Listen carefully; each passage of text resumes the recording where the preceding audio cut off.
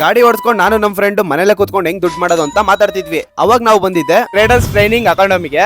Google ಅಲ್ಲಿ 5 star rating ಇತ್ತು. ಒಳಗಡೆ ಹೋಗ್ಬಿಟ್ಟು ವಿಚಾರಿಸೋಣ ಅಂದ್ಬಿಟ್ಟು ಬಂದೆ. ಬಂದಿದ ತಕ್ಷಣ ಬುಕ್ ಅಲ್ಲಿ ಎಂಟ್ರಿ ಮಾಡಿ ಸರ್ನ ಮೀಟ್ ಆದೆ. ಸರ್ ಕ್ಲೀನ್ ಆಗಿ ಕೋರ್ಸ್ ಬಗ್ಗೆ ಎಕ್ಸ್ಪ್ಲೈನ್ ಮಾಡಿದ್ರು. ಮತ್ತೆ ನಾನು ಹೇಳ್ದೆ ಲೈವ್ ಆಗಿ ನಾನು ನೋಡ್ಬೇಕು ನೀವ್ ಹೆಂಗೆ ಟೀಚಿಂಗ್ ಮಾಡ್ತೀರಾ ಅಂತ. ಅವರು ಓಕೆ ಅಂತ ಹೇಳಿದ್ರು. ಅಂಕಲ್ ದಿರೋ, ಆಂಟಿ ದಿರೋ, ಸ್ಟೂಡೆಂಟ್ಸ್, ಅಜ್ಜಿದಿರೋ ಎಲ್ಲರೂ ಕೂಡ ಬಂದು ಇಲ್ಲಿ ಟ್ರೇಡ್ ಮಾಡ್ತಿದ್ರು ಮತ್ತೆ ಕ್ಲಾಸ್ ನ ಅಟೆಂಡ್ ಮಾಡಿದ್ರು. ನನ್ಗನ್ಸಿದ್ದು ಇವ್ರುಗಳೇ ಕಲಿಬೇಕಾದ್ರೆ ನಾವು ಕಲಿಯಕ್ಕಾಗಲ್ವಾ ಅಂತ. ಹಂಗೆ ಅಲ್ಲಿ ಇರೋ ಸ್ಟೂಡೆಂಟ್ಸ್ ಹತ್ರ ರಿವ್ಯೂ ಕೇಳಿದೆ. ಎಲ್ಲರೂ ಕೂಡ ಚೆನ್ನಾಗಿ ಹೇಳ್ಕೊಡ್ತಾರೆ ಅಂತಾನೆ ಹೇಳಿದ್ರು. ಬೆಂಗಳೂರಲ್ಲಿ ಎಷ್ಟೊಂದು ಕೋಚಿಂಗ್ ಸೆಂಟರ್ ಇದೆ, ನಿಮ್ಮ ಹತ್ರನೇ ಯಾಕೆ ಜನ ಬಂದು ಸೇರ್ಕೋಬೇಕು? ಫಸ್ಟ್ ನೀವು ತಿಳ್ಕೊಬೇಕಾಗಿರೋದು ಕ್ವಾಲಿಟಿ. ನಾವು ಫೋಕಸ್ ಮಾಡ್ತಾ ಇರೋದು ಕ್ವಾಲಿಟಿ ಮೇಲೆ, ಕ್ವಾಂಟಿಟಿ ಅಲ್ಲ.